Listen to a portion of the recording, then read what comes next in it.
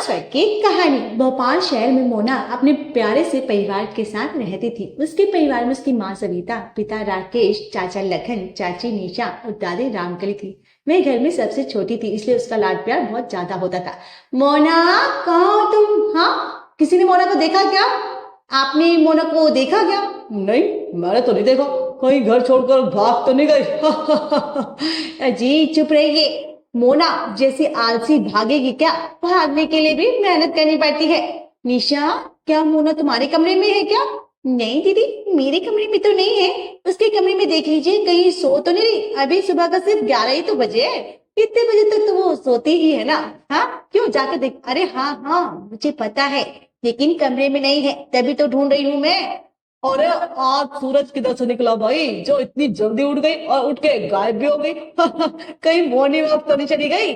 तुम्हें लगता है वह पत्थर की मूरत मॉर्निंग वॉक पर जाएगी? हे भगवान, क्या तुम लोगों ने शोर मचा के रखा हुआ है? मोना मोना मोना, अरे भाई नहा रही है। सुना क्या? मुझे तो अपने कानों पर यकीन नहीं हो रहा। मोना सुबह सुबह नहा रही है? हाँ, मैंने ही तो उसको कुछ दिन पहले ही समझाया था कि देखो, अब तेरी शादी का समय आ रहा है बेटा। अब तुझे अपनी आदतें बदलनी पड़ेगी। और मेरी प्यारी पोती मेरी बात मान भी गई। अब वो धीरे धीरे अपनी आदतों में बदलाव ला रही है। तुम लोग ना उसका मजाक बनाना बंद करो, ठीक है? तभी मोना नहा कर गाना गुनगुनाते हुए बाथरूम से बाहर निकलती है। हम तो जैसे हैं वैसे रहेंगे, अब कोई खुश हो या हमसे हो खफा, हम नहीं बदलेंगे अपनी अदा, हम नहीं बदले। अरे वाह, मेरी प्यारी बच्ची तो नहा धो के तैयार हो गई। और क्या मम्मी, आज स्पेशल दिन है, तैयार तो होना था ना मुझे। आज लड़के देखने वाले जो आ रहे हैं मुझे। क्यों, क्या लड़के वाले देखने आ रहे हैं? ये क्या करिए, लड़के देखने में पागल तो नहीं हो गए? अरे हाँ हाँ, मैं तुम लोगों को बताना भूल गई थी। मैंने किसी से बात की थी, तो वो आ रहे हैं आज मेरी पोती को देखने। फटाफट नाश्ते की तैयारी कर लो तुम सब। माँ जी, आपने ये क्या किया? इतने जल्दी इंतजाम कैसे होगा? हाँ, अरे मुंह चलाने के बजाय अगर हाथ पैर चलाएगी ना तो काम हो जाएगा।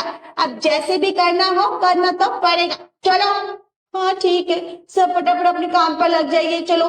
सबने मिलकर घर की साफ सफाई शुरू की। लखन ने मेहमानों के लिए सोफा साफ किया, सविता ने किचन संभाला और निशा ने नाश्ता बनाने में मदद की। थोड़ी ही देर में घर के में मेहमानों का आना जाना शुरू हो गया। नमन अपने माता पिता, बहन लवली, दादी वैशाली देवी के साथ मोना के घर पहुंचा। उनका गर्मजोशी से स्वागत किया गया। आइए आइए, बहुत खुशी हुई आप लोगों से मिलकर। आपकी बेटी की ना बहुत तारीफ सुनी है भाई। हाँ भाई, लगता है भोपाल में सब जगह बस आपकी मोना का ही नाम है, हाँ? मेरी पोती है इतनी प्यारी। नाश्ता लाया गया और आगे की बातचीत शुरू हुई। तो मोना को क्या पसंद है? मुझे पढ़ना और गाने सुनना बहुत पसंद है। अच्छा, और घर के काम बेटा? वो तो सीख रही हूँ आंटी जी। मोना और नमन, क्या तुम लोगों चाहते हो तो अकेले में जाकर बात कर सकते हो। हाँ हाँ, जाओ बच्चों जाओ। नमन और मोना एक कमरे में चले गए। वो बातें करने लगे। आपको कौन सी किताबें पसंद है? जो रोमांटिक और मजेदार हो। अच्छा, और गाने? गाने जो दिल को सुकून दे। आपके जवाब तो मेरे जैसी हैं। शायद इसलिए हम क्या? नहीं, कुछ नहीं, मैं समझ गया। नमन और मोना एक दूसरे को पसंद कर लेते हैं। ऐसे ही दोनों कई देर तक बात करते हैं। रिश्ता तय हो जाता है और सभी बहुत खुश होते हैं। लेकिन फिर अगले दिन मोना की चाची निशा उसे कुछ उल्टा पढ़ाना शुरू कर देती है।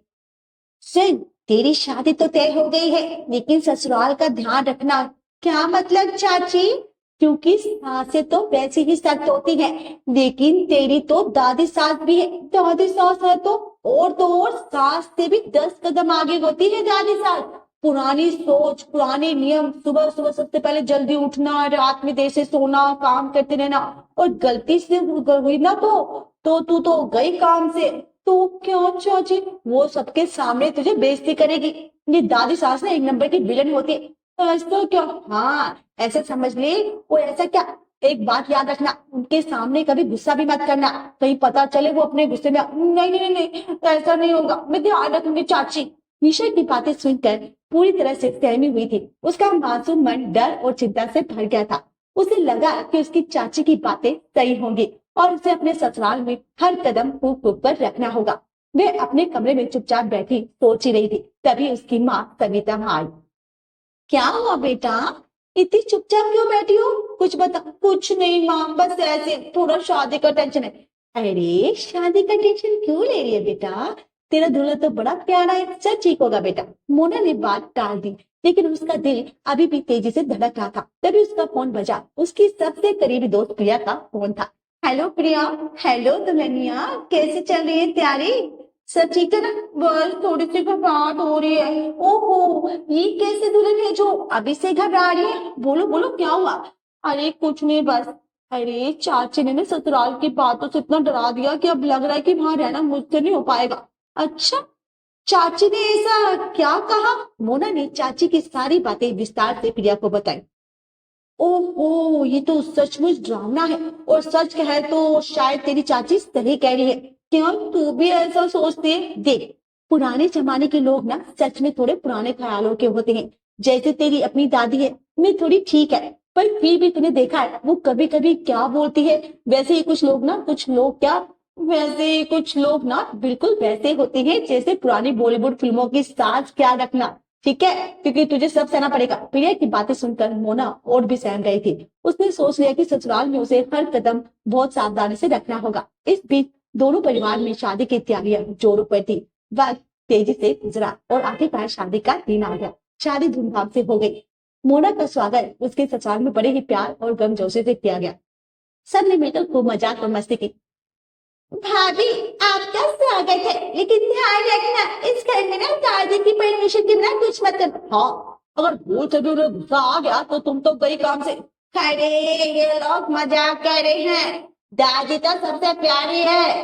अरे ये मजा लेने दो ना, नहीं बहू को थोड़ा डराने तो बनता है ना। आओ बहू, आराम से बैठो, थक गई होगी ना? ठीक है, जाओ आराम करो। शादी के अगले दिन सुबह 4 बजे मोना अपनी चाची और प्रिया की बातों को ध्यान में रखते हुए जल्दी उठ गई। उसने नहा धोकर पूजा की और रसोई में जाकर नाश्ता बनाना शुरू किया। उसकी चम्मच और बर्तन की आवाज से वैशाली देवी की नींद खुल गई। अरे कौन है रसोई में इतनी सुबह सुबह? हाँ, आवाज आ रही है। और अब भाई नई बहू होगी इतनी सुबह? वैशाली देवी रसोई में जाती है। ओ देखा कि मोना नाश्ता बना रही है।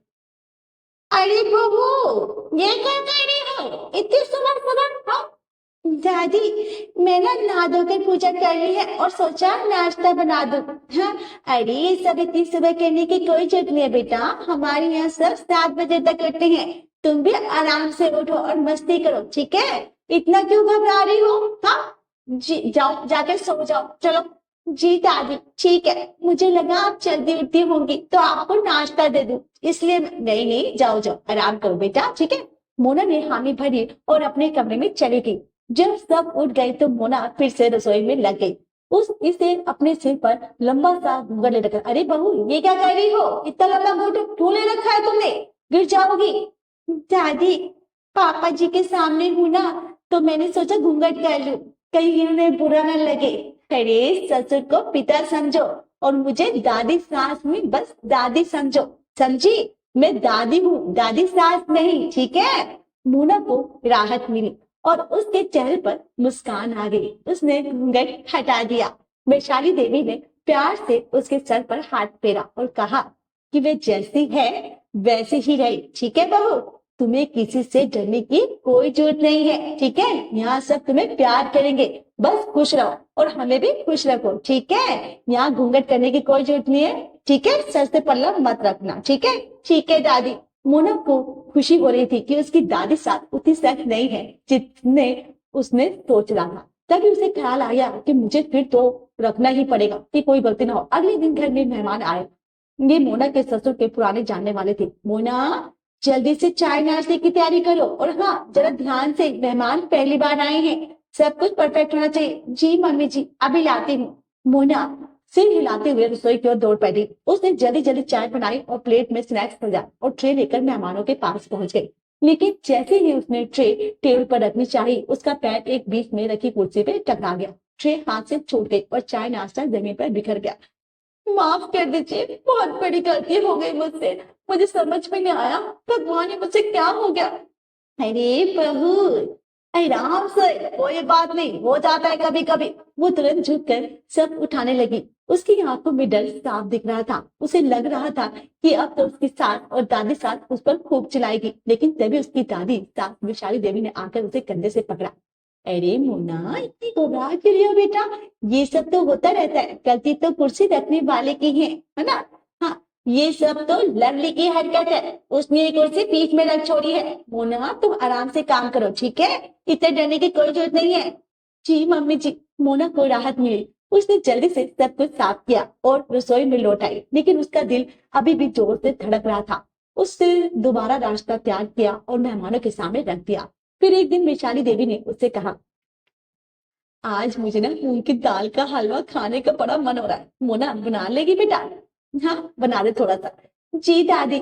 पर मोना का चेहरा एकदम फीका पड़ गया था, क्योंकि उसे हलवा बनाना नहीं आता था। वे घबराते हुए अपनी सास चित्रा के पास गए। मम्मी जी, दादी सास ने मूंग की दाल का हलवा बनाने को कहा है, लेकिन मुझे नहीं आता, अब क्या करूं? दादी सास तो बहुत डांटेगी ना मुझे। चित्रा ने उसे शांत करने की कोशिश की, लेकिन तभी वैशाली देवी पास से गुजरी और उसने मोना की बात सुन ली। अरे मोना, इतनी घबरा क्यों रही हो बेटा?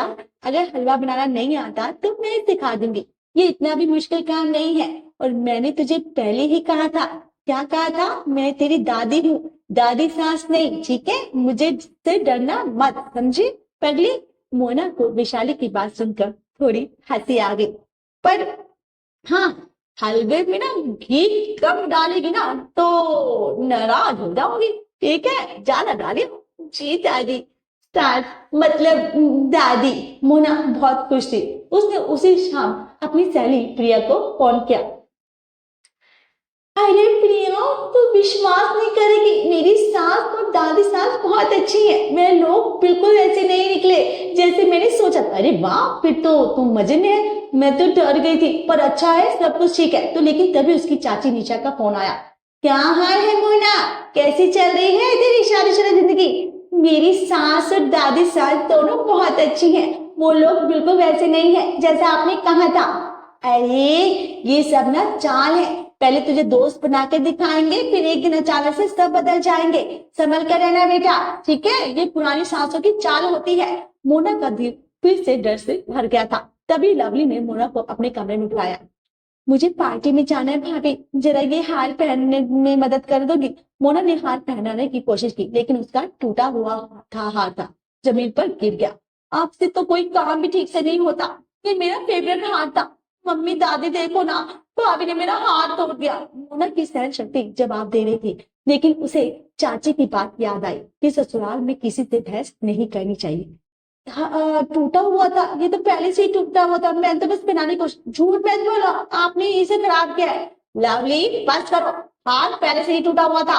मोना का इसमें कोई दोष नहीं है। माँ, आप हमेशा इनकी तरफदारी करती है, यही वजह है कि ये लोग अपनी गलती मानते ही नहीं। मोना चुपचाप सिर झुकाए खड़ी थी। उसके चेहरे पर डर और बेसब्री साफ झलक रही थी। तभी विशाली देवी वहां आ गई। उन्होंने मोना को देखा और फिर लवली की तरफ देखा। अरे मोना, तुम चुप क्यों खड़ी हो? अगर तुम्हारी गलती नहीं है तो सुनाओ मुझे। मोना ने हैरानी से अपनी दादी सास को देखा। उसे यकीन नहीं हो रहा था कि उसकी दादी सास ऐसा कह रही थी। क्या हुआ? अगर तू नहीं बोलेगी तो मैं बोलूंगी।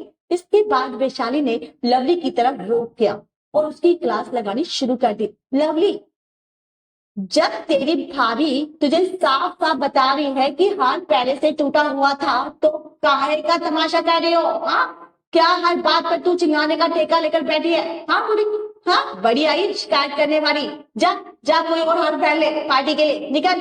लवली वैशाली के आगे कुछ नहीं बोल पाई। शर्मिंदा होकर चुपचाप वहां से जाने लगी।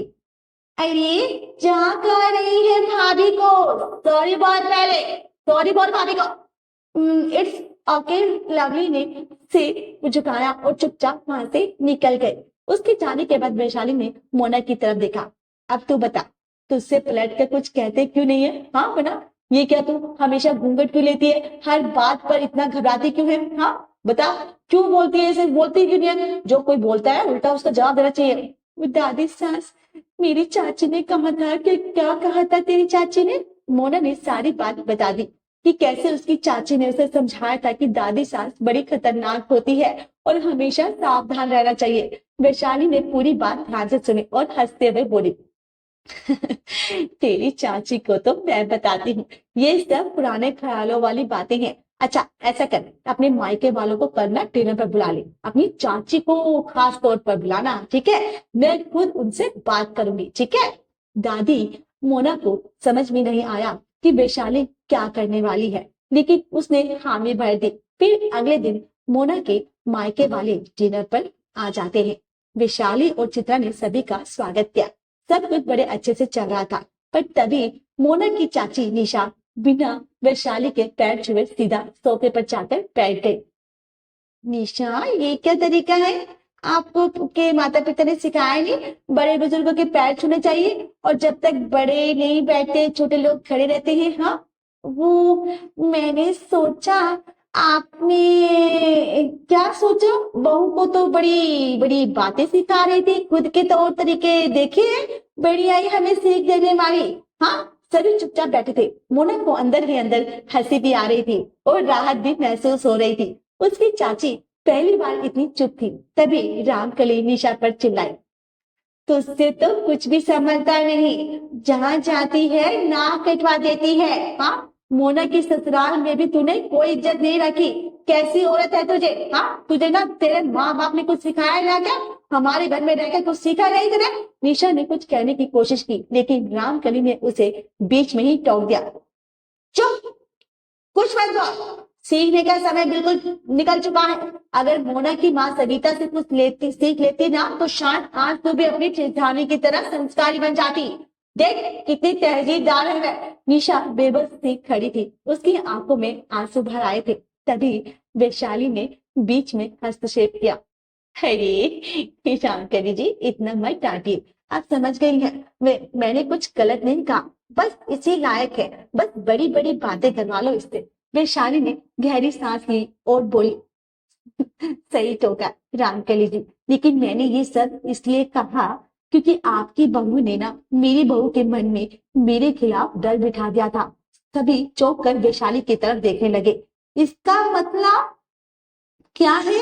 हाँ, मोना को लगा कि मैं वैसी दादी सास हूँ जो बहुओं को सताती है, और ये सब उसकी चाची निशा ने उसके दिमाग में भरा था। मैंने उसे समझाया कि मैं उसकी दादी हूँ, दादी सास नहीं। ये सुनकर रामकली का गुस्सा और भी बढ़ गया था। निशा, तुझसे अपना घर परिवार संभल नहीं रहा और मेरी पोती के घर में आग लगाने चली है। हाँ, तूने तो हमारी नाक ही कटवा दी है। समझ ही नहीं आता कैसे समझाऊं तुझे मैं, है? शायद मुझे माफ कर दीजिए, मुझसे गलती हो गई, हम जाने भी दीजिए। अरे कोई बात नहीं, जाने दीजिए, गलती सबसे होती है, लेकिन एक बात सबको समझनी चाहिए, अब जमाना बदल गया है, समय के साथ चलना जरूरी है। थोड़ा मॉडर्न होना बुरा नहीं, जब तक हम अपनी जड़ों से जुड़े रहेंगे ना, इज्जत और प्यार दिल में होना चाहिए। सिर्फ दिखावे से कुछ नहीं होता। वैसे कुछ सभी ने वैशाली की बात से सहमति जताई और माहौल फिर से हल्का हो गया। अब सब आराम से बैठ गए और बातें होने लगी। मोना को समझ में आ चुका था कि वैशाली सचमुच उसकी दादी है, दादी सास नहीं, और सभी परिवार हंसी खुशी रहने लगा था। उसकी दादी उसको बहुत प्यार कर। अगर हमारी वीडियो आपको पसंद आए तो हमारे चैनल बज स्वैग को सब्सक्राइब करें, लाइक, शेयर और कमेंट्स करना ना भूलें। Thanks for watching.